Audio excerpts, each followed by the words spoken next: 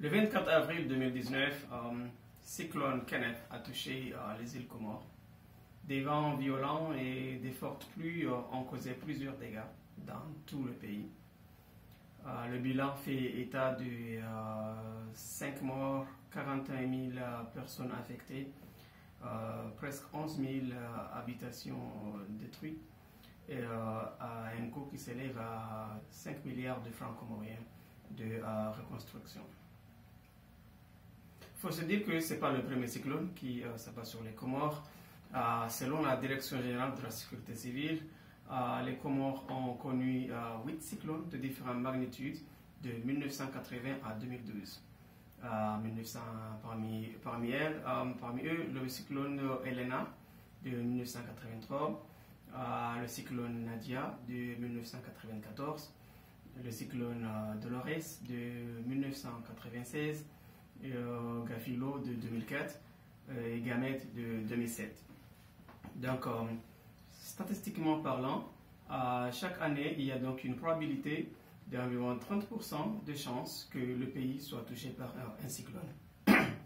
Avec les changements climatiques, cette probabilité pourrait donc augmenter avec les effets encore plus dévastatrices. Donc, bien sûr, il y a des conséquences sanitaires et environnementales. Donc, il y a plusieurs conséquences sanitaires.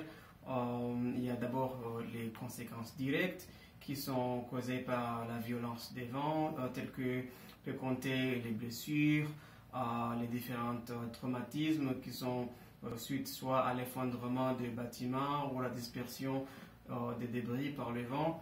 Il y a aussi des effets sur la santé mentale de ceux qui sont affectés, c'est dans le court et dans le long terme.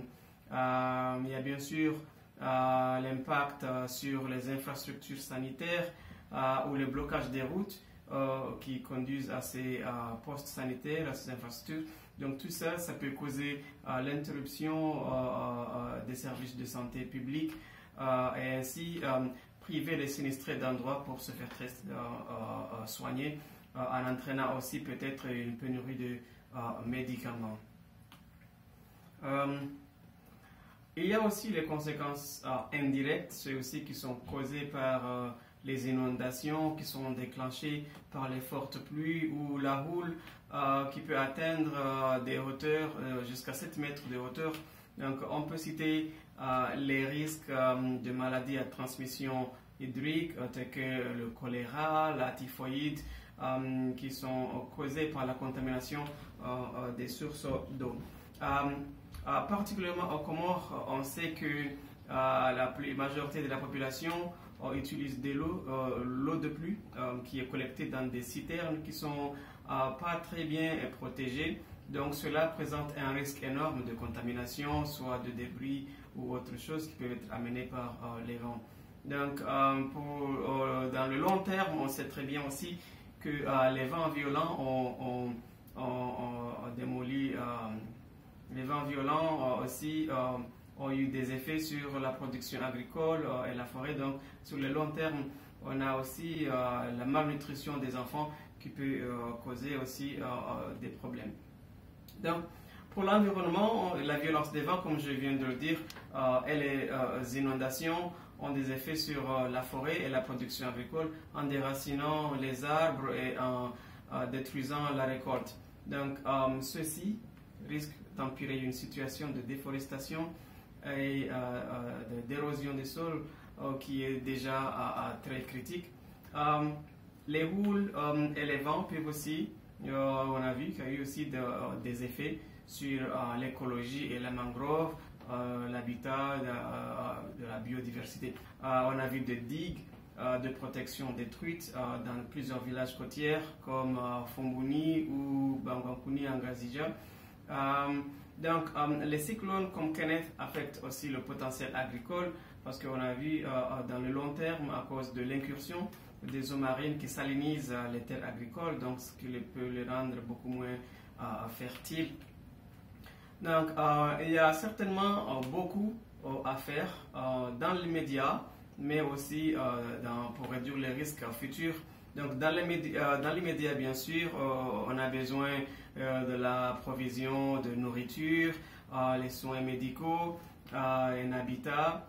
Donc bref, on va dire les besoins de première nécessité pour répondre à la catastrophe.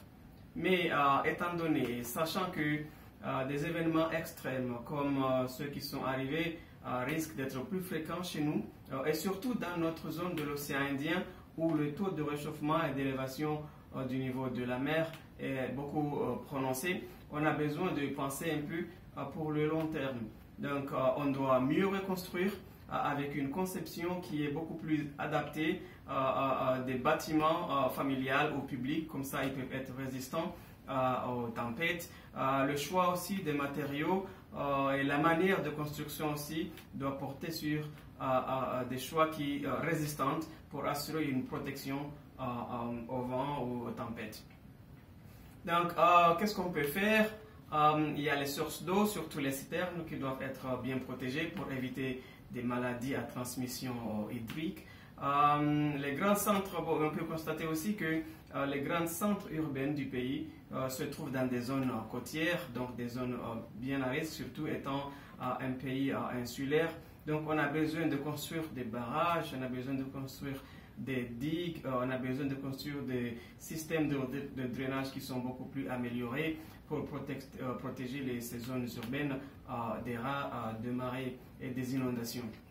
Donc aussi, comme déjà mentionné, les forêts contribuent à atténuer les effets des tempêtes. Donc il y a une nécessité de lutter contre la déforestation et l'érosion, soit par le reboisement ou l'adoption de pratiques agricoles beaucoup plus adaptées. La protection de des mangroves est aussi importante.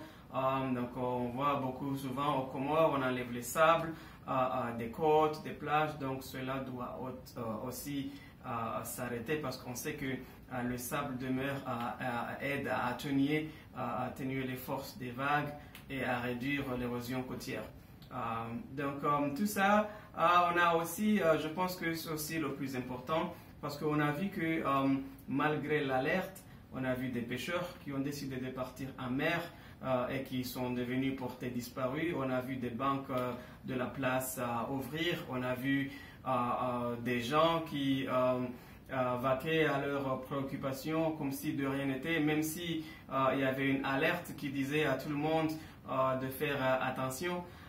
Donc il y a un grand travail à faire dans la sensibilisation et l'éducation de la population sur ces aléas et comment se protéger pour qu'on ne prenne pas ces choses-là à la légère parce qu'on sait combien ils peuvent être dévastatrices. Donc on a vu les inondations de 2012, on a vu aujourd'hui ce qui s'est passé avec le cyclone Kenneth, et puis il y a plusieurs petits événements localisés de part et d'autre du pays qu'on les voit tous les ans, de temps en temps, des petites inondations ici, une incursion marine là-bas dans certains villages. Donc tous ces événements devraient de part et d'autre nous attirer l'attention sur le sérieux de la situation et les choses à faire, les efforts à déployer pour la réduction des risques de catastrophes naturelles dans notre pays.